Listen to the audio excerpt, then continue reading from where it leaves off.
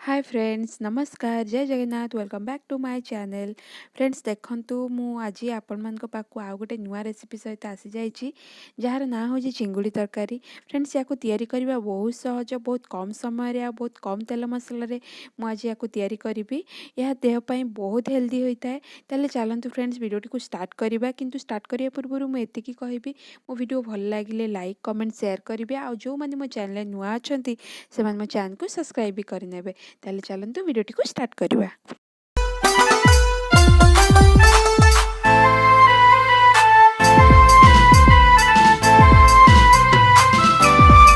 देखंतु फ्रेंड्स मुझे दुईटा आलू को काटी नहीं आउ टमाटो दुईटा आ पियाज दुईटा को मध्य काटी नहीं दुईटी कंचा लंका भी देछि आ एठी किछि चिंगुड़ी नहीं जहाँ को मु लुण हल्दी दे मैरिनेट कर रखी देछि। एबे चलंतु मु एठी गैस रे गोटे कढ़ाई बसई नहीं सेतरे किछि तेल दे देबी। गरम ही आसलानी एबे सेतिरे काटिकी रखिथिबा आलूती को दे दबा। देखंतु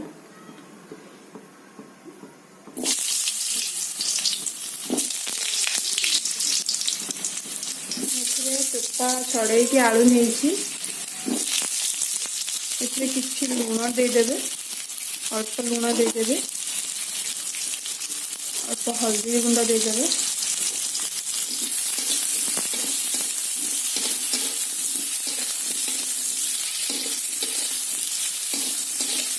लाल हवा जाए भाजी ने।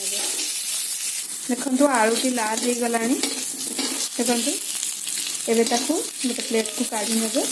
देखो से आउ किछि तेल देकी मु कढ़ाई को भल भाव में गरम कर नौछि। एबे से चिंगुड़ी तिक सब देदेवी।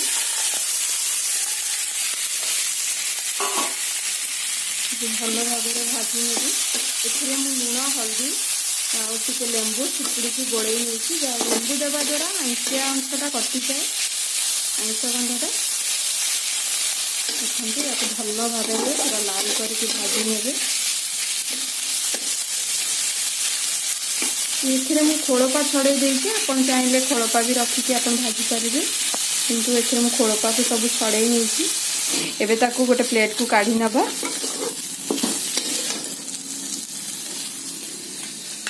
आउ किछि तेल दे देबी जोटा कि हमें एबे तरकारी माने रांधिबा। देखंतु मु किछि तेल दे देली। एटा मु बहुत अल्प तेल मसला रे तरकारी तैयारी करूची, जहाँ बहुत टेस्टी भी लगे, देह पाए भी बहुत भल। देखंतु तेलटी गरम हो गला। एथिरे एबे मु दालचीनी गोटे गुजराती गोटे दे देबी। तापरे काटिकी रखिथिबा पियाज भी दे देबी। पियाज टी लाल हवा जाए ताकू भाजी नेबे।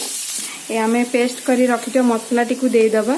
एथिरे मु अदा रसुण पोस्त जीरा सोरिष अल्प आउ लंका गोटे देकी या पेस्ट करी नहीं।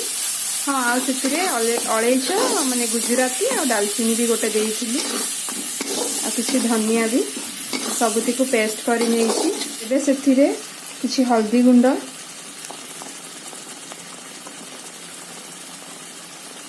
किछि चिकन मसला, किछि गरम मसला, कलर पाई लंका गुंड और स्वाद अनुसार लुण देदेवी।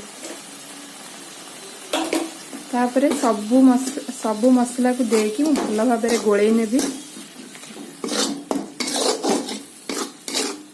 एथिरे मु सोरिष मसला देइछि माने मु एथिरे अल्प माने कसिबी। बेसी कसिले सोरिष मसलाटी पिता लागि थाए, सेति मु अल्प कसी नेबी। देखंतु मसला आधा हो गलानी।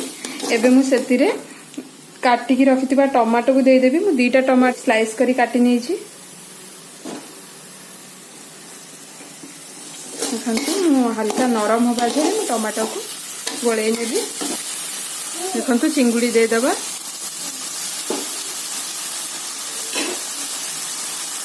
तापरे भाजी की रखिथिबा आलूती को दे देबी। सबुती को भल भाव में मिसईकी कषि नेबे। चिंगुड़ी ये आगुरी पका जाए कहीं तार भी माने मसला रे देवा द्वारा ता टेस्टी अधिक माने तरकार टेस्टी अधिक आसता है। टेस्टी भी बहुत टेस्टी भी लगी था। ସେଥିପାଇଁ ଚିଙ୍ଗୁଡ଼ିଟିକୁ ମାନେ ମସଲାରେ ଆଗରୁ ଦିଆହେଇକି କଷା ହୋଇଥାଏ। ଭଲ ଭାବରେ କଷି ହେଇଗଲାଣି। ଏବେ ସେଥିରେ ଆମେ ପାଣି ଦେଇଦେବା।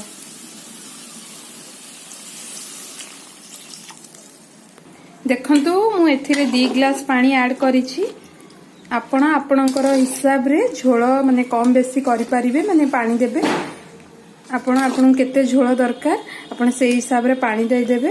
ମୁଁ ଏଠି 2 ଗ୍ଲାସ ପାଣି ଦେଇଛି। ଏବେ ୟାକୁ 10 ମିନିଟ୍ ପାଇଁ ମୁଁ ଘୋଡ଼େଇ ନେବି। 10 ମିନିଟ୍ ହେଇଗଲା। ଏବେ ଆମେ ମାନେ କଭର ଖୋଲିକି ଦେଖିବା। ଦେଖନ୍ତୁ ଆମ ଚିଙ୍ଗୁଡ଼ି ତରକାରୀଟି ରେଡ଼ି ହେଇଗଲା। पूरा घर स्टाइल रे मु करिछि।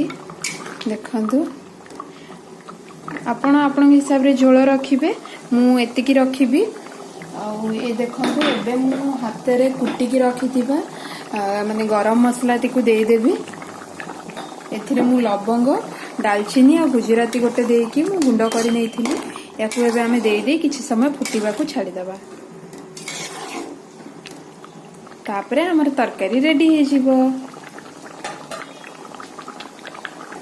देखंतु एबे हमर तरकारीटी माने रेडी हो गला। याकू आपण गरमा गरम रुटी, नान किंबा परोटा आ भात सहित भी एंजॉय कर परिबे। ताल फ्रेंड्स वीडियोटी केमती लागिला मते कमेंट रे जणेबे। आ भल लागिले लाइक करनेबे। जो मान नुआ थिबे चैनल को सब्सक्राइब मध्य करनेबे। ताले रहउची धन्यवाद।